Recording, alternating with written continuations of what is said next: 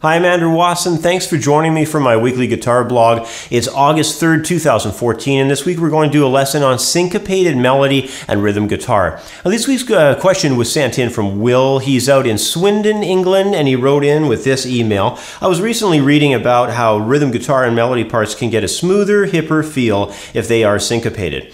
I really like Lee Ritenour and the smooth jazz sound. I was wondering if you could do a video where you demonstrate some simple syncopation ideas, something pretty basic that might show up in a smooth jazz song's rhythm or melody. Thanks, from Will in Swindon, England.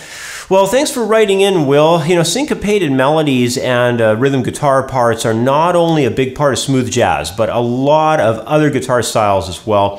So for this reason alone, it makes them a type of rhythmic feel that's valuable to both learn how to perform and understand musically. Now, the result of applying syncopation ends up giving us a stress or accent upon a part of the beat that normally isn't accented. This winds up producing a slightly offbeat feel that can work great for both guitar melodies and rhythms. In getting started, let's try out a really straightforward syncopated melody line. First of all, here's how the line sounds.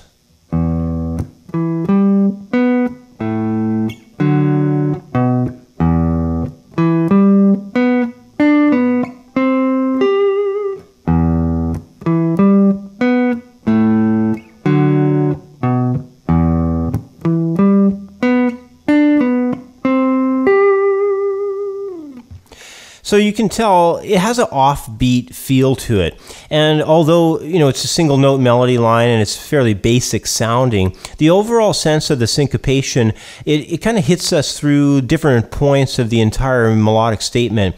But let me play through this melody once more, and this time I'm going to count out the beats so that you really get a solid sense for the overall feel. Now, the first note that comes in there is a dotted quarter note. So it has the full beat of 1 plus the downbeat of 2, and then the upbeat of 2 will be the new note of the E traveling into a quarter note of G, and then we have the B note that wraps things up as another quarter note. So here's how that measure sounds: 1 and 2 and 3, 4. Then it pretty much carries on like that. The only thing that's different is we have a tie between the upbeat of 2 and the downbeat of 3 in the second measure. So we have 1 and 2 and 3 and 4. So you can see how I counted that. I'm counting in the middle there with the eighth notes, just to really give myself a better sense of where the timing is. 1 and 2 and 3 and 4. Then in the next measure, we have the open E hit again, and it's much like, well, I guess it is exactly like the first measure, so same thing all over again. 1 and 2 and 3, 4. Then at the end, we have some different stuff going on here. We've got a funny aspect here of having a quarter note on the upbeat of 1. And it's, you know, just gives you that sort of sense of real off-time sense.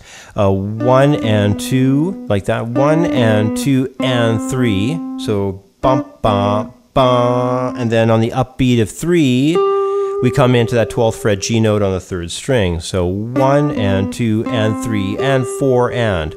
So kind of a real odd thing to get used to playing and counting in time. 1 and 2 and 3 and 4 and. So the whole thing basically goes like this. 1 and 2 and 3, 4, 1 and 2 and 3, 4, 1. 1 and 2 and 3 and 4 and. So that's the first example. It's a single note melody line example. It's not that difficult to get down, but I'm going to give you something to practice on anyway. And next, I'd like to expand on that common rhythmic meter that worked its way through the first example, which was kind of like, you know, the dotted quarter note followed by the eighth note tied to the quarter note on the 3rd beat. So in my second example, I'm going to mess around with adding and subtracting from that concept to produce a few new syncopated feels. And I'll also move away from strict single note melody, and I'll put together a double stop riff here for this one. So this riff is going to operate off of this little A major sound up here on the 4th and 3rd strings. So we're going to go like this with it.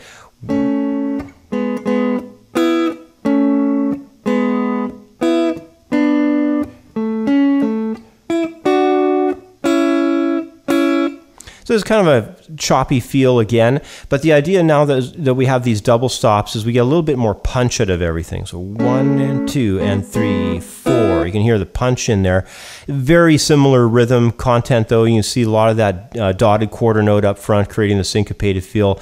In the second measure, we're getting rid of the downbeat of 3. So 1 and 2 and 3 and 4. So really the chording in the first two measures is the same. It's just the rhythmic feel that changes. Here's those first two measures again. 1 and 2 and 3, 4. 1 and 2 and 3, 4. So a little bit more, push on the time on the second measure, and it kind of gets hammered more on the first one. But let's move on to the third measure here. We're kind of moving up a little bit, giving a little bit of a B minor sound on that. And then we have more eighth notes coming off of the upbeat of 2 into the third beat. We miss the downbeat of 4, grab the upbeat of 4, and come into the downbeat of the fourth measure there on 1. So that's 3, 4, and 1. And then on the upbeat of 2 again, we're sustaining that small 2-note chord that's a part of that A major sound. We're just sustaining a little bit, losing the downbeat of 3 again, and then we just kind of hammer once more on the downbeat of 4. But the main ideas here that we're sort of missing throughout most of these examples is the downbeat of 2. Probably that's the most popular one, and then a little bit of misses on the downbeat of 3 as well there. So anyway, I'm going to count through this one here, starting from the top. Just going through each measure and giving you an idea how this thing is counted. So here we go. 1 and 2 and 3, 4. 1 and 2 and 3, 4. 1 and 2 and 3 and 4. And 1, 2 and 3, 4. So it's an interesting feel, give you something to practice there. It's very difficult in the beginning times when you first start trying to play and count time at the exact same time. It's not easy to do. But take your practicing along with a metronome, and really just go slowly, and you'll get it after a while.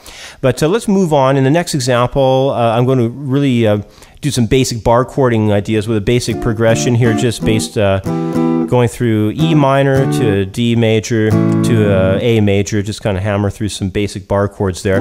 The unique concepts here, though, are going to have to do with the use of eighth note triplet idea showing up, as well as the loss of the downbeat of 1 and 3 within that second measure. So these unique changes, they come together to produce a very interesting syncopated groove, especially the appearance of this triplet. So remember on those triplets, just keep them in time, triple it. Triple it. Sometimes people I've found over the years of practicing with people and teaching that triplets can come together in the early days a little bit easier if you do all downstrokes. So keep that in mind.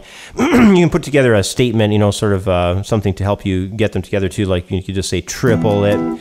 Triple it. That'll help you a lot in getting the feel together. But anyway, here's how this one sounds. Goes like this.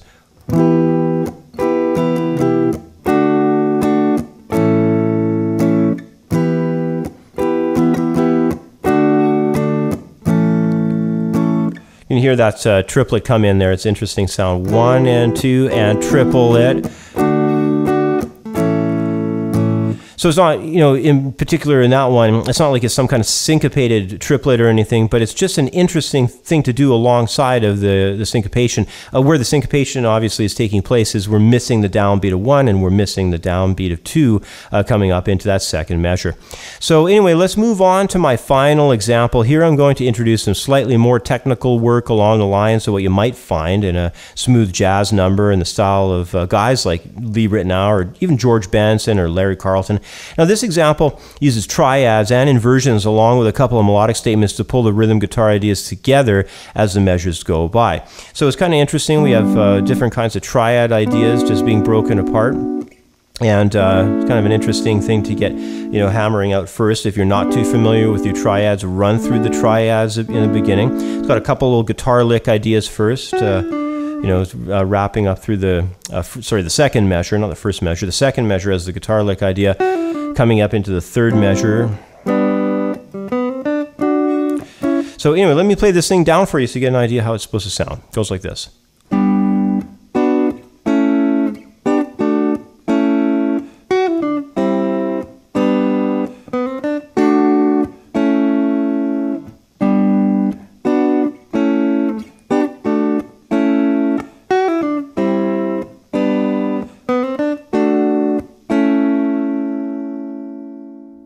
Well, you know, the study of syncopated melodies and rhythm guitar parts is not only an interesting guitar idea to work on, but it's an idea that really helps players get introduced to all kinds of new rhythmic meters.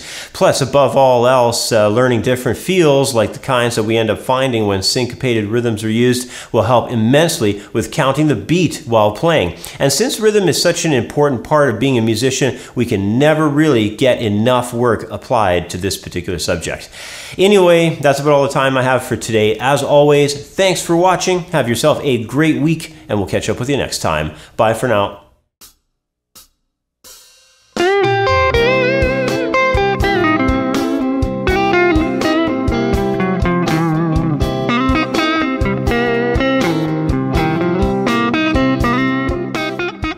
Hi, I'm Andrew Wasson from Creative Guitar Studio. You know, whether you're a beginner or an intermediate player, sometimes it can be confusing where to start and where to go with learning to play guitar. So if you're looking for a lesson plan that really breaks down one of the most popular guitar styles, then my new ebook on blues guitar styles should fit the bill. This is more than just a brief overview of a 12-bar blues progression and a few blues licks and scales that you might find in a lot of other books. This lesson plan will start to help you to both understand and expand on whatever blues genre you're into. And you don't even have to be a blues fan to appreciate all the information in this lesson guide. Keep in mind that the blues is the #1 guitar style that will give you a place to go and expand your guitar playing experience. So even if you're not a huge blues fan, even if you feel like you're all over the place and you've just decided that you need to ground yourself in a comprehensive guitar lesson plan, my Blues Guitar Styles Masterclass course will certainly make a difference for you. The Blues Guitar Styles course is over 50 pages of lesson topics covering popular open and movable chords for playing blues. There's also 2 chapters dedicated to helping the student understand everything there is to know about blues progressions. And that's not all. There's chapters on styles coverage for early blues rock and soul R&B. There's a comprehensive blues guitar techniques section covering hybrid picking, finger picking, slide, and open tunings. Plus there's even a section on rhythmic feel and triple meter blues time signatures. And of course, this lesson plan contains all of the patterns for the blues pentatonic scales, as well as dozens of blues licks, plus a chapter devoted to improvisation. But to add to the value of this lesson plan, I've also included 27 MP3 audio files demonstrating every tab example notated in the ebook. It's a tremendous value for a blues course like this, and one you'll only find available through CreativeGuitarStudio.com.